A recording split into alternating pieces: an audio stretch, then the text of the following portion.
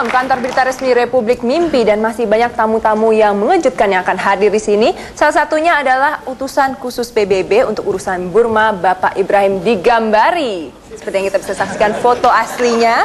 Dan nanti juga kita akan kedatangan pimpinan junta militer Myanmar, Jenderal Tan Swek, yang ingin memberikan keterangan yang seimbang supaya terjadi cover both side.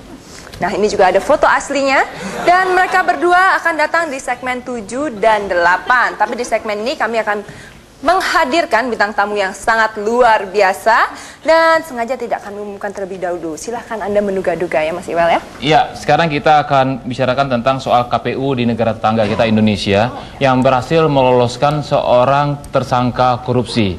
Nah, sehingga sekarang timbul kebingungan apakah akan dilantik semua atau sebagian atau bagaimana? Nah, untuk itu sudah hadir di sebelah kanan saya ini seorang korban seleksi anggota KPU, yaitu Indra J. Piliang. Ya. Tapi sebelumnya saya akan meminta komentar dulu dari Bang Effendi selaku pakar komunikasi politik. Ya, sebetulnya kalau mau jujur, hasil seleksi KPU sekarang di negara tetangga kita itu jauh lebih hebat dari KPU yang lama. Hebat. Dependi, Anda itu jangan main-main ya. Anda itu memuji atau ngeledek? Serius Pak Presiden, ya Pak Wapres. Ini hasil seleksi KPU yang sekarang ini jauh lebih hebat. SPL, sumpel lo? Bagaimana tidak hebat Pak pemirsa dan teman-teman mahasiswa. KPU kita yang lama harus bekerja beberapa tahun sampai berhasil melaksanakan pemilu presiden, baru kemudian ada yang ditetapkan sebagai tersangka, ya kan? Nah, kalau KPU yang sekarang ini belum dilantik saja sudah ditetapkan sebagai tersangka, ya kan? Luar biasa. Bung Indra, bagaimana perasaan Anda tidak lolos menjadi anggota KPU, sementara juga ada teman lain yang juga punya kredibilitas sangat bagus, seperti saudara Hadar Gumai juga tidak lolos. Padahal nyatanya ada yang lolos tapi langsung punya status tersangka.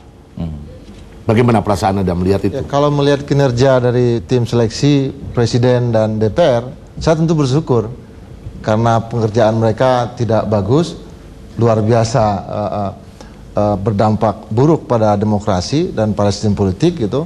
Sehingga ketika saya tidak melewati proses itu, ya saya bersyukur sekali gitu. Seandainya saya lolos, pasti nanti akan bermasalah juga di depan publik. Karena banyak orang-orang yang kredibel, orang-orang yang punya kemampuan, punya integritas bagus yang justru tidak diloloskan. Ada apa gitu? Karena proses politik saya kira sekarang makin kotor, makin tidak memberikan harapan bagi publik gitu. Kenapa? Karena KPU ini kan adalah organisasi penyelenggara pemilu. Ya. Kalau masyarakat tidak percaya kepada KPU, bagaimana masyarakat percaya kepada pemilunya sendiri gitu. Iya, okay. Tampaknya Gus Pur ingin memberikan komentar, silakan Gus. Jangan nanya saya. Kalau saya tuh dari dulu udah alergi sama KPU. Oh, KPU-nya ngaco ya, pemilihan presiden hasilnya ya ngaco.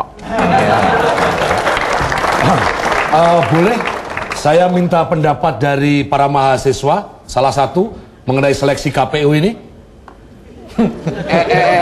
Saudara Udin Nganga, saya ingatkan ya, kita bicara soal seleksi KPU. Tenang aja Pak Wapres.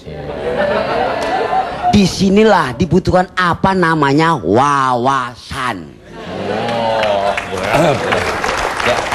Seleksi KPU yang menghasilkan tersangka itu cuma buang-buang duit Pak Presiden doang. Mendingan duitnya digunakan untuk ngongkosin saya ke Malaysia, baru beres. Betul lagi. Ya.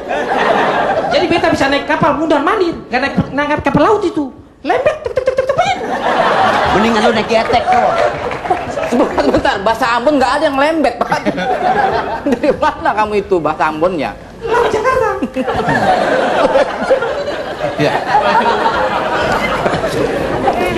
Oke, Bung Indra, apa harapan Anda atau apa yang harus dilakukan ke depan untuk menciptakan satu hasil dari KPU yang lebih baik?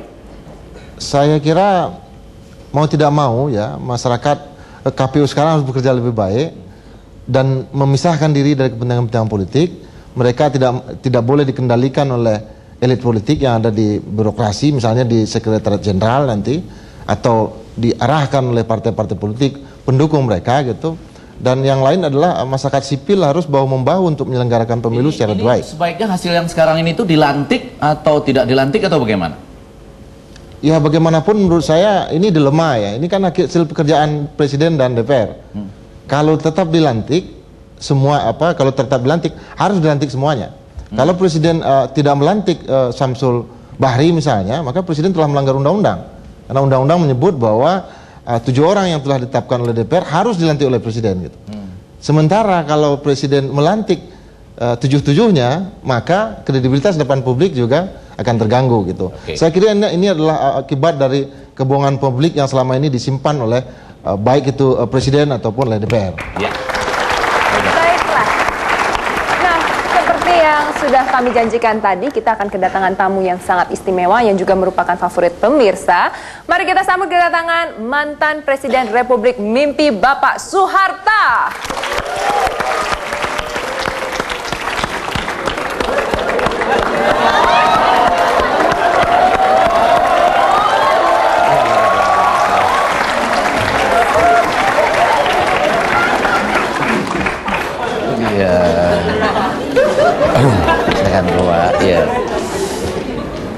Selamat malam Pak Soeharto. Selamat malam. Agak kurang sehat saya. Tapi Pak Soeharto, di sini tablet ini sebutkan banyak tamu yang melihat Pak Soeharto sudah lebih sehat, sudah bisa menerima tamu 2 jam dan sudah tidak duduk di kursi roda, Pak. Hati-hati bicaranya di email ya. Jangan bilang saya ini sehat, nanti dipanggil pengadilan ya. Oke ya. Ya, tapi banyak sekali loh para pejabat dan mantan pejabat yang mengunjungi Bapak Soeharto, ya kan? Ya, itu buktinya bahwa pengagum saya masih banyak ya. Ya, sekarang saya persilakan mahasiswa di sini ada yang ingin bertanya dengan Pak Soeharto. Ya, silakan. Ya, ini khusus datang dari Garut loh Pak Soeharto.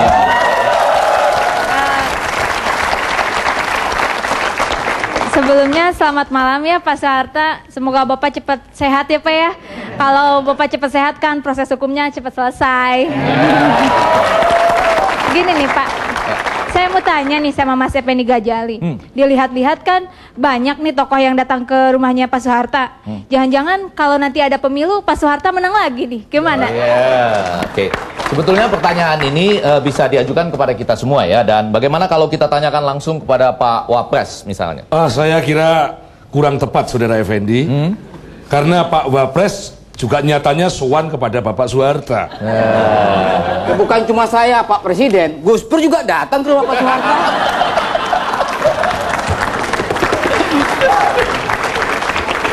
Jangan bawa-bawa saya ya. Saya tuh nggak ikutan. Saya datang sendiri, wong saya cuma mau silaturahmi. Gitu aja kok repot sih. Oke, sudah ya. Kalau begitu saya mau tanya langsung kepada Pak Soeharto ya, untuk meneruskan mahasiswa tadi. Kalau misalnya pemilu diadakan sekarang Pak Soeharto, siapa yang bakal menang Pak? Ya sudah pasti saya. Oke, baiklah. Selanjutnya sekarang kita akan kembali untuk menyambut kedatangan Pak Soeharto. Penyanyi istana Temon Sukoco akan menyanyikan sebuah lagu. Silakan Temon. Ya, lagu ini tentang hubungan antara anak dan istri, anak dan ibu, bapak dan anak, dan yang terakhir nih, bapak dan kader-kadernya.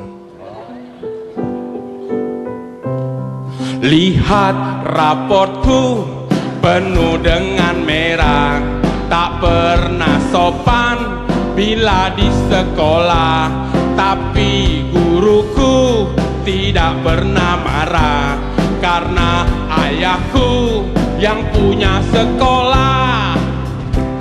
Sekarang aku susah cari kerja, menjadi beban buat keluarga, tapi ayahku tidak pernah marah karena aku dulu.